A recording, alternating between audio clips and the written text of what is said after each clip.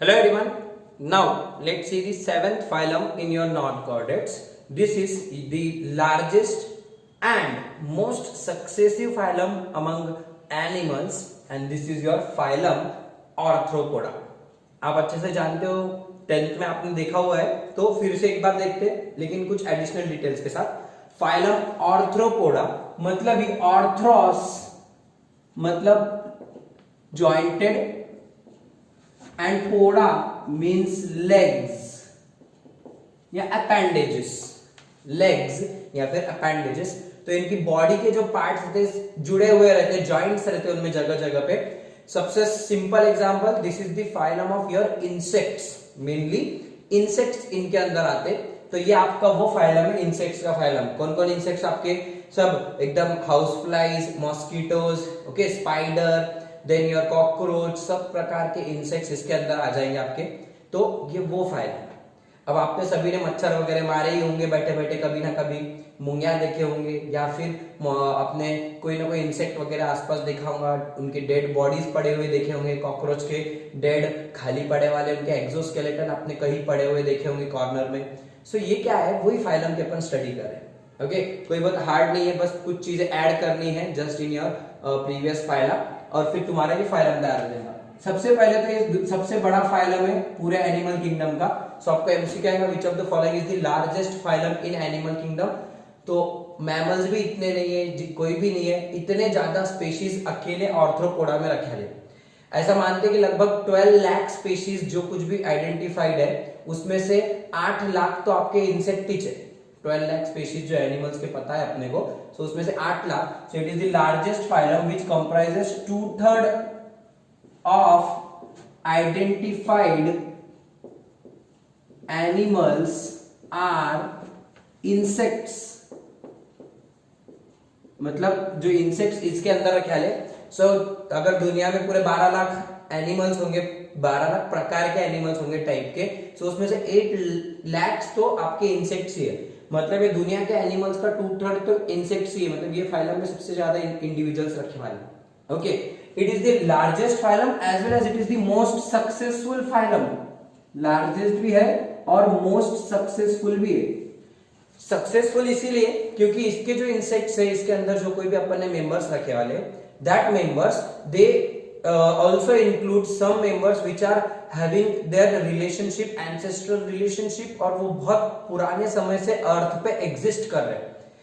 इतने सारे अर्थ के ऊपर उल्टा पलट हुए, कई सारे एनवायरमेंटल चेंजेस हुए, कई बार एक्सटिंक्शन पे फेज आया, उसके बावजूद कई सारे क्लाइमेट चेंजेस वगैरह हुए, सब हुआ, उल्टा पुल्टा कुछ कुछ हो गया अर्थ की हिस्ट्री में. लेकिन उसके बाद भी कई सारे आर्थ्रोपॉड्स फिर भी जिंदा रह गए और उन्होंने बची हुई लाइफ को फिर से आगे बढ़ाने का काम किया. तो इसकी वजह से इसको क्या बोलते हैं, this is the most successful phylum. What is the reason, वो अपन उनकी बॉडी टाइप में देखेंगे तब आपको समझ में आ जाएगा.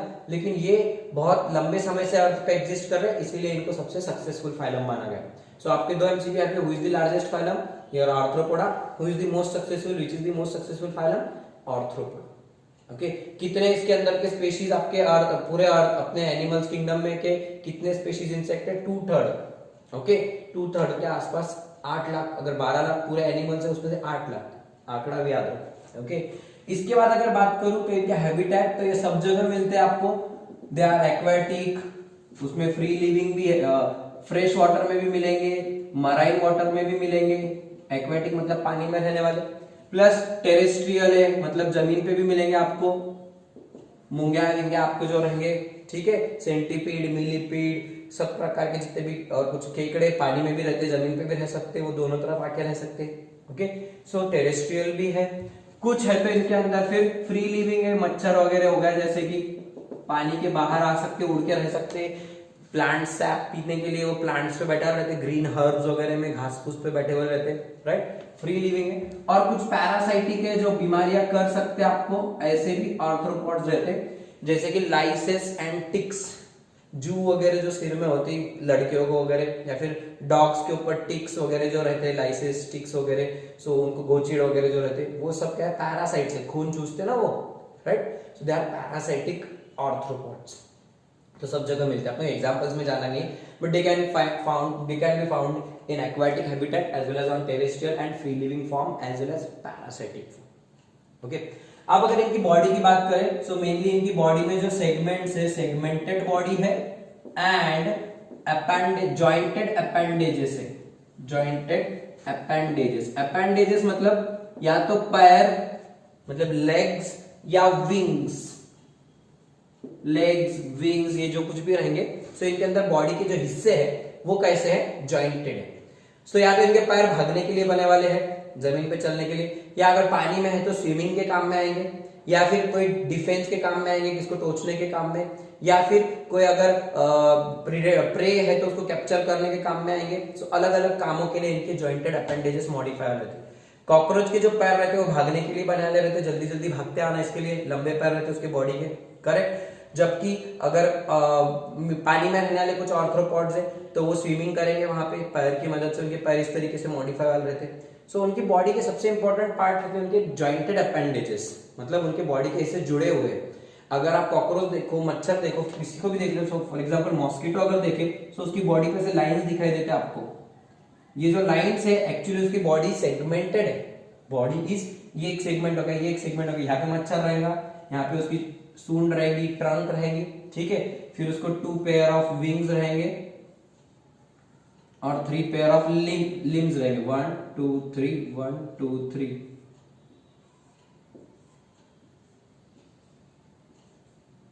ठीक है, इस तरीके से 3 पेयर ऑफ लिम्स रहेंगे उसको। सो ये इंसेक्टा की पहचान रहती है। इंसेक्टा मतलब इंसेक्ट्स, उनकी पहचान क्या है, 2 पेयर ऑफ विंग्स और 3 पेयर ऑफ लिम्स, ये उनके कैरेक्टरिस्टिक फीचर रहता है इंसेक्ट्स का। 1 2 3 4 उनको पंख है, मतलब 2 पेयर्स हो गए, this one is and this one, so 4 pair क्या हो गए, 4 उनके पास क्या हो गए, पंख हो गए, 2 pair of wings and 3 pair of limbs, पैर भी होंगे। ओके, हर हिस्सा देखो जॉइंटेड, ये एक सेगमेंट हो गया, ये एंड का सेगमेंट, ऐसे हेड में भी सेगमेंट्स रहेंगे। ओके, यहाँ पे आंखें जैसे रहेंगे उनके स्ट्रक्चर वगैरह, हेड, फिर नेक के बदले यहाँ पे थोरैक्स रहेगा, नेक एब्सेंट रहेगा, और फिर पूरे बॉडी पेट वगैरह चालू हो जाएगा उनका। ओके, सो अपन बॉडी पार्ट्स वगैरह देखते हैं। तो मेनली क्या है कि बॉडी में आपको इस तरीके से सेगमेंटेशन दिखाई देगा।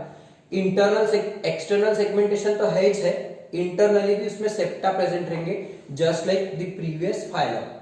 ओके, आपने देखा था एनेलिडा में external segmentation and internal segmentation by septa is there. Similarly यहाँ पे भी आपको दिखाई देगा metameric segmentation is also seen in your Arthropoda. So body is segmented and having jointed appendages, जुड़े हुए। अभी जो पैर रहता, तो अगर आपने एक पैर देखे तो उस पैर को ऐसे यहाँ पे 1 2 3 4, फिर इधर से ऐसे जॉइंटेड हिस्से रहेंगे, उसको अलग अलग, जैसे अपने हाथ में कैसा 1 2 इधर से बोन से, लेकिन ऊपर से पूरा मसल्स और स्किन से कवर्ड है। उनकी बॉडी ऐसा एक, फिर एक अगला टुकड़ा, फिर एक अगला टुकड़ा, फिर एक अगला टुकड़ा, इस तरीके से टुकड़े टुकड़ों में उनके बॉडी के हिस्से हैं। Okay, hence the phylum is named as Arthropoda. Arthros मतलब जॉइंट्स, आर्थराइटिस वगैरह सुने होंगे अपने, आर्थ्रोस मतलब joints and poda means legs. Okay, तो यहाँ पे लेग्स इनके पूरे जुड़े हुए, बॉडी के अपेंडेजेस जुड़े हुए, इसीलिए फाइलम का नाम है। ओके, अगर इसके बाद अगर आ जाए तो इनका एग्जॉस्ट, बॉडी की बात कर ले तो अपन जो हमेशा लिखते, बॉडी इनकी ऑर्गन सिस्टम अब हमेशा रहेगा, बार बार बताने वाली, इनमें अलग अलग सिस्टम्स अपने को देखने को मिलेंगे, रेस्पिरेटरी, डाइजेस्टिव, एक्सक्रीटरी, सर्कुलेटरी, सारे सिस्टम्स रहेंगे। ट्रिप्लोब्लास्टिक है, अब कोई भी डिप्लोब्लास्टिक नहीं रहेगा आगे से, ठीक है। आपको मैंने बताया पहले 3 फाइलम डिप्लो है, बाकी चौथे फाइलम से प्लेटिहेल्मिन से आपके ट्रिप्लोब्लास्टिक चालू हो गए। अब ये सिलोमेट है, सिलोमेट, एनालिट से सिलोमेटा चालू हो गए वाले आपके, ठीक है, ये भी सिलोमेट है। और इनमें आपको बायलैटरल सिमेट्री ही दिखाई देंगी। बॉडी को आप 2 हिस्सों में डिवाइड कर सकते हैं और बॉडी सेगमेंटेड भी है। तो देखो, आप इस मॉस्किटो को अगर अपने वर्टिकल सेक्शन लिए इस तरीके से बीच में से कट किए, so left and right you can take the 2, can make it 2 equal halves. Okay, 2 halves में अपन उसको डिवाइड कर सकते हैं, hence it is bilaterally symmetrical. Okay, अगर बॉडी की बात करें तो बॉडी में आपको पार्ट्स क्या क्या दिखाई देंगे बॉडी के अंदर। पहले तो रहेगा एक्सोस्केलेटन, मतलब बाहरी उनका जो शरीर है, जैसे अपने बॉडी का एंडोस्केलेटन बोन्स से बने वाला है, externally you are made up of skin and muscles and other tissue, right. So यहाँ पे अपनी बॉडी में क्या होगा, internally that is endoskeleton is made up of bones and exoskeleton is made up of skin and muscles. यहां पे क्या रहेगा, exoskeleton is made up of chitinous epidermis layer and that chitin is your polysaccharide made up of N-acetyl glucosamine. आपको याद होगा biomolecules में N-acetyl glucosamine, वहां से it is a homopolymer of N-acetyl glucosamine, N-acetyl galactosamine, right. So NAG और नाम दो थे, आपको NAG NAM जाने दो, बट यहाँ पे काइटिन प्रेजेंट है. Chitin is present in the exoskeleton of arthropods and the fungal cell wall, दो जगह पे रहता काइटिन. तो ये काइटिन ये पूरा जो बाहर के कवच है इनका, पूरा बॉडी का एक्सोस्केलेटन, पंख वगैरह सब इनके, okay, all it is made up of chitin. Okay, plate के फॉर्म में रहेगा, थीन कवरिंग जैसा रहेगा, लेयरिंग के फॉर्म में रहेगा, एपिडर्मिस के जैसा. ठीक है. प्लस टाइम के साथ में काइटिन, अगर इनकी जो ग्रोथ होते रहेंगी तो काइटिन, इनकी बॉडी पूरी खुल जाएंगी, बॉडी टूट जाएंगी और उसके अंदर से नया ऑर्गेनिज्म निकलेगा. वो अपनी स्किन शेड ऑफ कर देते, they shed of their skin, shed off skin. This process is known as moulting और एक्डाइसिस, ECDYSIS. आपने बटरफ्लाई बनता हुआ कोई वीडियो देखा होगा, याद होगा आपको. पहले एग्स रहते, फिर एग्स का फिर ऐसे ककून बनता, ककून के अंदर फिर बटरफ्लाई ग्रो होती, वो बटरफ्लाई फिर ककून फोड़ती, बाहर निकलती और उसमें से बटरफ्लाई निकलेगी, फिर वो बटरफ्लाई की ग्रोथ होंगी, फिर वो एग्स देगी, फिर एग्स में से लार्वा निकलेगा, लार्वा निकलेगा, लार्वा खुद के आजू बाजू ककून तैयार करता. ओके, आपको लाइफ साइकिल की फोटो भी आ रही. सो फिर इस तरीके से जब लाइफ साइकिल चलती, सो उनकी बॉडी के जो अलग अलग मोल्टिंग स्टेजेस होती. Moulting is what, they shed of their skin. Why do they shed off their skin? Because the chitin is tough and it cannot grow. That organism cannot grow due to presence of tough covering. So it will remove that covering, it will break the skin and then it will grow again. Then it will form new skin. Then it will break it again and it will form new skin. ऐसा cycle चलते रहती. This kind of skin shed off is known as molting. आपने सांप के बारे में सुना होगा. सांप कचली गिराते, उनकी स्किन निकलती है और उसके अंदर से नया सांप, उनको नई स्किन आती फिर से, स्केल्स आते फिर से. Just like that, this process is known as molting. Shedding off of skin is known as ecdysis or molting. Okay, it is due to the chitinous exoskeleton, tough exoskeleton. इसके लिए जब insects मर जाते हैं तो उनके अंदर की बॉडी का सॉफ्ट पार्ट इवेपोरेट हो जाएगा, या मुंगिया खा लेंगे या कोई भी खा लेगा, जो भी डिकम्पोजर्स है. लेकिन एक्सोस्केलेटन जल्दी से डिकम्पोज नहीं होता because it is made up of chitin. इसके लिए आपको जनरली कॉकरोच के डेड बॉडी पार्ट्स में उनके विंग्स वगैरह पड़े मिलेंगे, पैर वगैरह टुकड़े मिलेंगे, या फिर उनकी बॉडी का कवच ऐसा एक्सोस्केलेटन, पेट वगैरह मिलेगा पड़े वाला, अंदर खाली रहता. Why? Because it is tough and it can not be easily degraded by even decomposers. Okay, so body में एक्सोस्केलेटन होने के बाद अगर बॉडी पार्ट्स देखें, सो बॉडी पार्ट्स में आपको दिखाई देंगे head, thorax and abdomen. Head, thorax and abdomen, these are the three parts. head, जैसे कि यहाँ पे हेड है. थोरैक्स मतलब उनका छाती जैसा हिस्सा रहेगा. ओके, जैसा आपने head. Then your neck is here neck is absent. Okay, head और नेक जुड़ गए रहेंगे, ऑलमोस्ट पूरा उनका एक ही रहेगा सर, उसको बोलते हैं सेफेलोथोरैक्स, और पूरा एक जुड़ जाएगा ऐसा सेफेलोथोरैक्स. जैसे कि ग्रास हॉपर में रहता, ग्रास हॉपर का मुंह अगर आपने देखे होंगे, सो ऐसा रहता ग्रास हॉपर, और पूरी पीठ उसके ऊपर, फिर उसके पैर रहेंगे, बराबर है. ग्रास हॉपर, तो उसकी गर्दन यहाँ पे रहती नहीं, हेड और थोरैक्स जुड़ गया रहता और पीछे एब्डोमेन रहेगा उसको. So it is called head cephalothorax. जब हेड और थोरैक्स जुड़ जाते तो सेफेलोथोरैक्स. यहाँ पे हेड दिख रहा है, कॉकरोच को भी हेड अलग रहता, थोरैक्स रहता उसको पीछे, फिर छाती जैसा हिस्सा रहेगा, और फिर उसको एब्डोमिनल पार्ट जहाँ पे उसका डाइजेस्टिव सिस्टम प्रेजेंट रहेगा mainly. Okay, so head, thorax and abdomen, these three parts are same. Okay, इसके अलावा बॉडी के अंदर इसके बाद अगर बात करें जॉइंटेड अपेंडेजेस की बात हो जाने के बाद, अगर आप देखें तो पॉइंट नंबर 6, इनके अलग अलग सिस्टम्स देखते हैं. डाइजेस्टिव सिस्टम अगर देखें तो कंप्लीट रहेगा. Tube with in tube body plan. Tube with in tube मतलब क्या, यहाँ पे माउथ रहेगा, उसको सकिंग टाइप माउथ रहेगा, या फिर कॉकरोच को ऐसा biting, chewing and biting type mouth रहता है, ऐसे उसको मैक्सिली और मैंडिबल बोल के, फिर वहां पे उसको चीविंग के लिए उसके माउथ पार्ट्स मॉडिफाई हो गए रहते. अलग अलग इंसेक्ट्स में अलग अलग प्रकार के माउथ पार्ट्स रहेंगे. ठीक है, पैरासाइट्स में सकर टाइप माउथ रहेंगे जनरली. ओके, या फिर जो हर्बेस अपने हर्बीवोर इंसेक्ट्स है उनके माउथ पार्ट भी फिर हर्ब्स का जो प्लांट सैप रहेगा, पत्तियों का रस पीने के लिए शक्कर टाइप के माउथ रहेंगे इस तरीके के मच्छर के जैसे, ठीक है। या ब्लड सकिंग रहेगा, सैंग्विवोर, लीचेस जैसे सैंग्विवोर रहते, सैंग्विवोरस मतलब ब्लड सकिंग, सैंग्विवोरस मतलब ब्लड सक करने वाले आपके, जैसे कि आपका लीच, नोट कर लो, लीच में एनेलिडा में रहेगा तो बताने का, वहां पे नोट कर लो सैंग्विवोरस, लीचेस आर सैंग्विवोरस, ब्लड सकिंग रहते हो। कुछ बैट्स भी रहते, ओके हो जाने दो, बैट्स यहाँ पे नहीं आएंगे, बैट्स मैमल्स में आएंगे। बट यहाँ पे complete digestive system, mouth is present as well as anus is present, mouth and anus, और बीच में पूरा उनका बॉडी में उनका डाइजेस्टिव सिस्टम प्रेजेंट है। So complete tube with in tube body plan, okay. अगर इसके बाद बात करें तो इनके अंदर डाइजेशन के बाद में अगर सर्कुलेटरी सिस्टम देखें, सर्कुलेटरी सिस्टम या सर्कुलेशन, सो वो ओपन टाइप का रहेगा, मतलब blood vessels are absent, blood vessels are absent, then blood will flow through open body spaces or open body cavity known as open body cavity, अंदर से that cavity is known as hemocyst।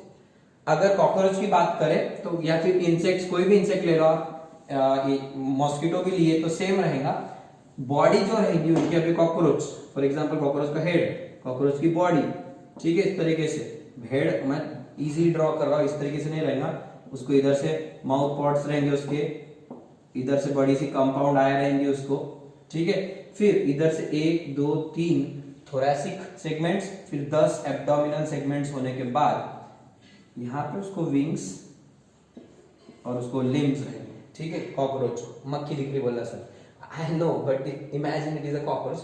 अगर इसकी body को internally आपने देखे तो अंदर से पूरी खाली बॉडी है, उसका माउथ ऐसा जाएगा, इधर से उसका पूरा डाइजेस्टिव सिस्टम रहेगा, और यहाँ पे लास्ट सेगमेंट में उसका एनस रहेगा, ठीक है, 10th सेगमेंट में लास्ट के एब्डोमिनल सेगमेंट, और आजू बाजू पूरा खाली जगह है। अब ये खाली जगह को बोलने का हीमोसिल, हीमो मतलब ब्लड, सील मतलब सीलो मतलब कैविटी, खाली जगह है जिसके अंदर से ब्लड फ्लो होने वाला है। और जो ब्लड फ्लो होने वाला है यहाँ पे वो डायरेक्टली उसका जो हार्ट रहेगा 13 चेम्बर रहेगा, अलग अलग प्रकार के हार्ट रहेंगे, हार्ट भी प्रेजेंट रहेगा ब्लड पंपिंग के लिए, लेकिन अपने जैसा हार्ट नहीं रहेगा, इनका हर सेगमेंट में एक हार्ट का चेम्बर रहेगा, ठीक है, ऐसा सेगमेंटेड चेम्बर्ड हार्ट रहेगा, 13 चेम्बर्ड हार्ट। तो heart will pump the blood and that blood will flow through open body cavity, open body spaces, blood will do the bath of organs, जो भी अंदर ऑर्गन्स प्रेजेंट है उनको निगला के निकलेंगे पूरी सब तरफ से बह के निकले। अपनी बॉडी में ऐसा नहीं होता, अपनी बॉडी में blood will flow through blood vessels only, ऐसा किडनी को निगला के नहीं निकलता अपना ब्लड, ओके। इनकी बॉडी अगर उल्टी हो गई तो ब्लड एक जगह जमा हो जाता, और फिर कॉकरोच ऐसे ऐसे ऐसे नाचने लग जाता पैर पटक के, तो फिर वो सीधा हो जाता, फिर पूरा बॉडी का सर्कुलेशन नॉर्मल हो जाता। ऐसा इसीलिए because their body is having open type of circulatory system where blood will flow through hemocyl, open body cavities, and blood is known as hemolymph, blood is called hemolymph, hemo मतलब blood, lymph मतलब colorless, colorless रहेगा, it is without hemoglobin pigment, उसके अंदर hemoglobin pigment नहीं रहेगा। जैसा कि अपन ने देखे थे hemocoelomic fluid is a red colored blood in annelida, और उसमें closed system था, यहाँ पे ओपन बॉडी कैविटी है और हीमोलिम्फ प्रेजेंट है, it is colourless blood, okay. आपको distinguish between annelida and arthropoda करना है, नोट डाउन कर लो homework, distinguish between annelida and arthropoda, तो डिस्टिंग्विश के पॉइंट्स आपको लिख के रखने के हैं, ओके।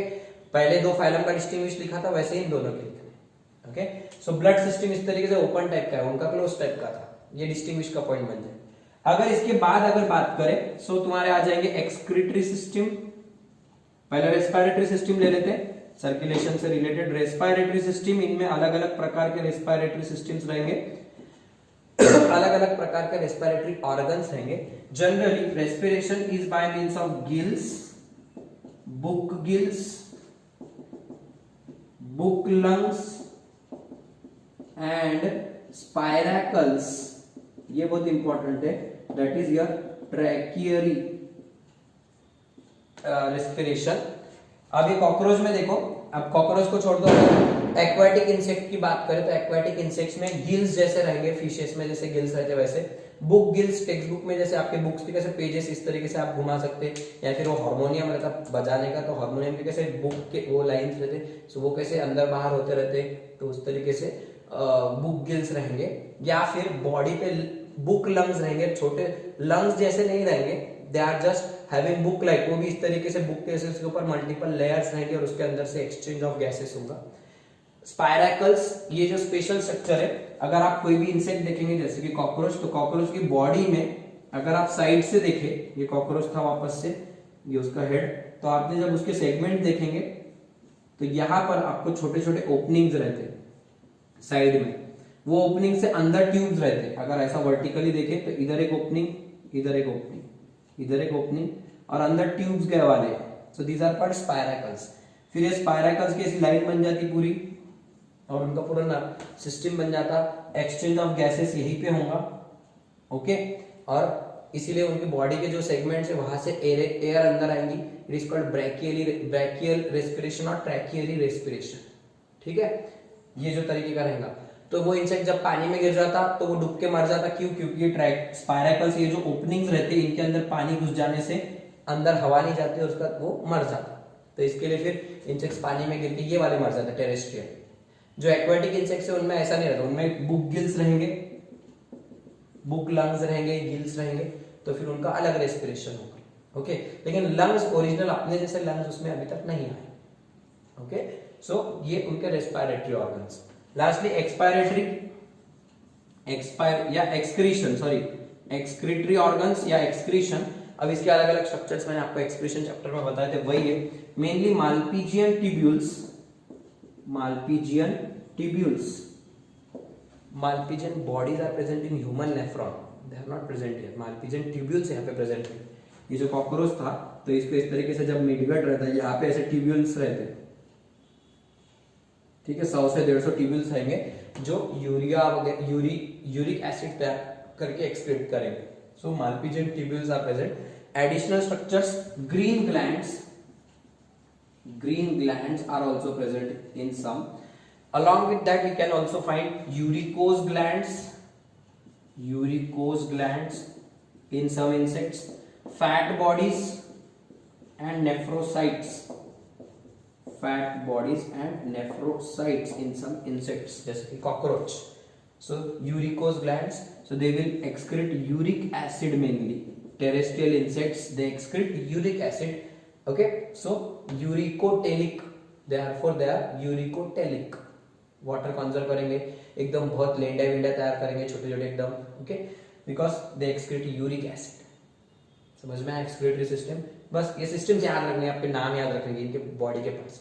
जैसे कि आपको याद होगा flame cells are present in flat worm, renette cells in round worms, तो वैसे green glands in your mainly crustaceans, mainly crustaceans, crabs वगैरह, प्रॉन्स वगैरह जो रहते खेकड़े वगैरह, उनमें ग्रीन ग्लैंड्स रहते, okay. Excretion, respiration, digestive system, ये सब होने के बाद अगर आप बात आती, सो लेट्स सी, हाँ yes, next one is your nervous system and sensory organs. So अगर नर्वस सिस्टम की बात करूं, so nervous system is having, point number 10, nervous system, it is having a pair of ganglia, main 2 ganglia रहेंगे head के अंदर, ये head है, ये उसकी बाकी बॉडी पार्ट। यहाँ पे एक न्यूरॉन्स का बंडल है, यहाँ पे एक न्यूरॉन्स का बंडल है, ganglion is the bundle of neurons. So एक पेयर रहेंगे उनको हेड, जैसे अपने को 2 है ना यहाँ पे सेरेब्रम, राइट, सेरेब्रम, सेरेब्रम। सो ये दोनों जुड़े वाले, लेकिन और अपना एक ही ब्रेन होगा, लेकिन उनका जुड़े वाला नहीं रहता, दोनों अलग अलग रहते, ओके। इस तरीके से छोटे छोटे 2 मास ऑफ गैंग्लिया। फिर वो इस तरीके से वहां से नर्व्स निकलते, यहाँ पे एक रिंग रहेगा, नर्व रिंग, फिर वापस से वो double ventral solid nerve cord बन जाएगा, just like annelids. Pair of ganglion, nerve ring, then nerve ring के बाद में आपका double ventral solid, double ventral solid nerve cord, double 2 जा रहे, वेंट्रल मतलब नीचे साइड से रहेंगे, this is the dorsal surface, okay, ventral side में नीचे के साइड में रहेंगे। सॉलिड नर्व कॉर्ड, अंदर से खाली नहीं रहेंगे, सॉलिड रहेंगे, प्लस हर सेगमेंट में अलग अलग गैंग्लियन भी रहेंगे, और यहाँ पे गैंग्लियन, यहाँ पे गैंग्लियन, मतलब segmental ganglion are also present here, हर सेगमेंट में ganglion, segmental ganglion and then lateral nerves. Lateral nerves मतलब यहां से अब नर्व सिस्टम पूरी बॉडी को सप्लाई करेंगे, लैटरल नर्व्स यहां से निकले आएंगे पूरे बॉडी में नर्वस सप्लाई है। ओके, लैटरल नर्व्स भी रहेंगे, सब इस तरीके से इनकी बॉडी में मल्टीपल, अब थोड़ा ज्यादा डेवलप हो गया इनका nervous system. Okay, so a pair of ganglion, cerebral ganglion बोला है, मेनली ब्रेन रहेगा इसका, cerebral ganglion. Okay, then there is a nerve ring. Okay, then two या double ventral solid nerve cord and presence of segmental ganglion and lateral nerves. This is their nervous system. And then sensory organs अगर देखें आप, sensory organs तो इसके अंदर आपको मिलेंगे sensory organs में एंटीना, आपने कई ऑर्गेनिजम्स में देखेंगे एंटीनी या फिर एंटीना, कॉकरोच में रहता, it is for sensing the temperature और केमिकल्स या फिर अलग अलग सेंसेस रहते depending upon the animal type. Antenna, eyes, either compound eyes और सिंपल आईज, कंपाउंड आईज और सिंपल आईज। सिंपल आईज एकदम सिंपल रहेंगे, सिंगल उसके अंदर आई रहेगा, रेटिना वगैरह टाइप अपने जैसा, लेकिन थोड़ा सा बहुत ही एकदम प्रिमिटिव टाइप का।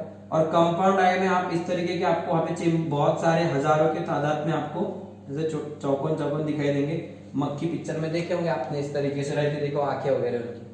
स्पाइडर वाइडर में भी ऐसे रहते, सो कॉकरोच में भी ऐसे रहेंगे, compound I, simple I, compound I. Okay, I for reception of vision, बहुत ही ब्लर विजन रहती, मोजेक विजन रहती है इनकी, लेकिन डे नाइट विजन कैसा काम करता, अपने ऐसे कलर्स नहीं दिखते उनको ज्यादा, but to identify something that working is done by eyes. Okay, eyes के बाद आपको एक स्पेशल स्ट्रक्चर दिखाई देगा, statocyst, which is for balancing organ, which is the balancing organ here.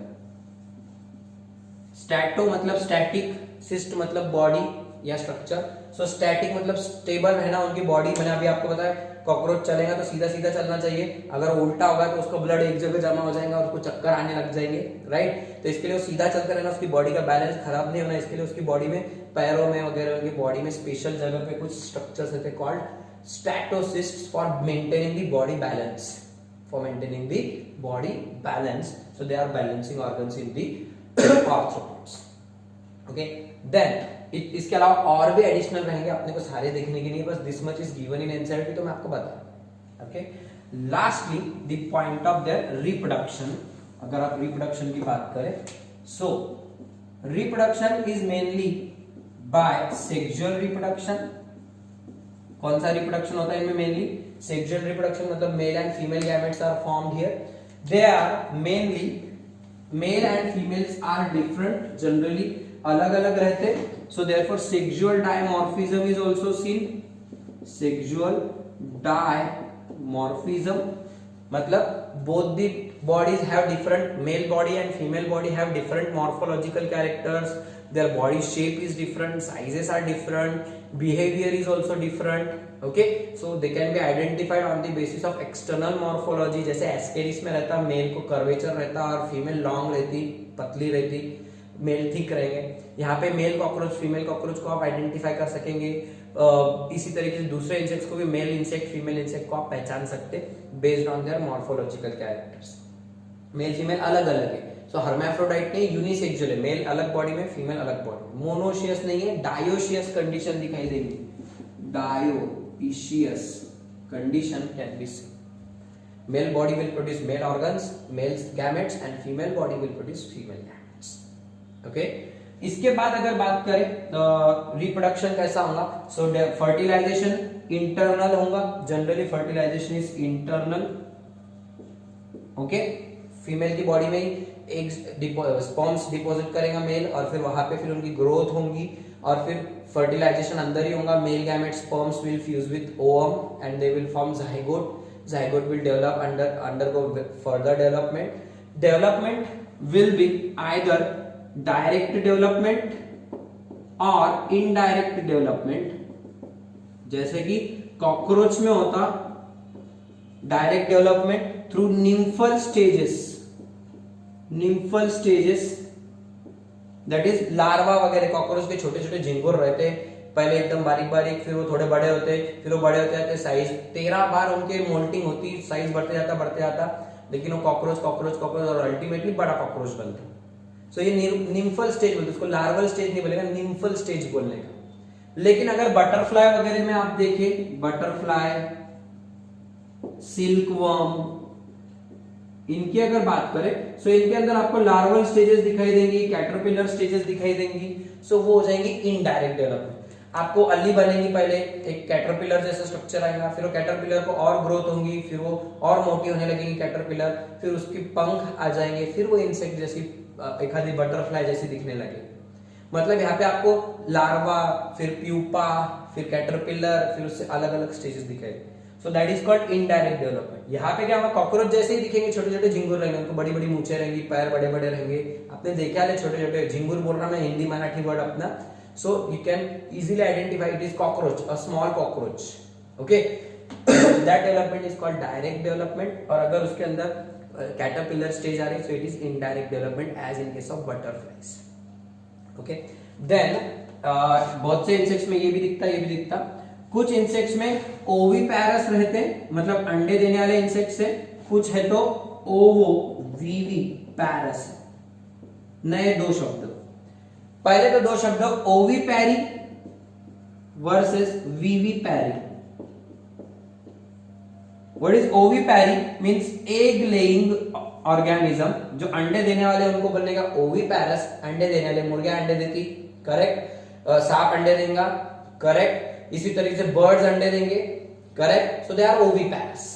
सो वैसे ही कई इंसेक्ट्स अंडे देते, उनके अंडे रहेंगे तो वो अंडे फूटेंगे, उसमें से और इंसेक्ट्स निकलेंगे। सो ये क्या होगा, these insects are said to be oviparous insects. Okay, लेकिन कुछ इंसेक्ट्स क्या करते हैं, दे डायरेक्टली गिव बर्थ। कुछ ऑर्गेनिजम्स ऐसे होते हैं, they directly give birth to their young ones. जैसे कि ह्यूमन बीइंग, अपन अंडे देते क्या? नहीं, अंडे नहीं देते अपन। We directly give birth to the young ones, grown babies, fully grown babies. So अपन कैसे को viviparous, अपने जैसे दिखने वाले को जन्म देना, मतलब बच्चों को जन्म देना, मतलब so they give birth to young ones. तो अंडे देने वाले oviparous या ovipary, बच्चे देने वाले viviparous या vivipary। ठीक है। सो कुछ इंसेक्ट्स अंडे देने वाले हैं, कुछ इंसेक्ट्स बच्चे भी देते हैं। अब इसका एग्जांपल क्या है, ओवो विविपैरस क्या है, नया होगा, दोनों मिक्स है। इसका एग्जांपल है स्कॉर्पियो। ये बहुत इंपॉर्टेंट एग्जांपल है, एक एक्सेप्शन है। स्कॉर्पियो के जैसे और भी इंसेक्ट्स है उसके ग्रुप के, which give birth to the young ones. Cockroach, आपको देखो फोटो आ रही है, स्कॉर्पियो की पीठ के ऊपर छोटे छोटे बच्चे दिख रहे हैं बैठे वाले उसके।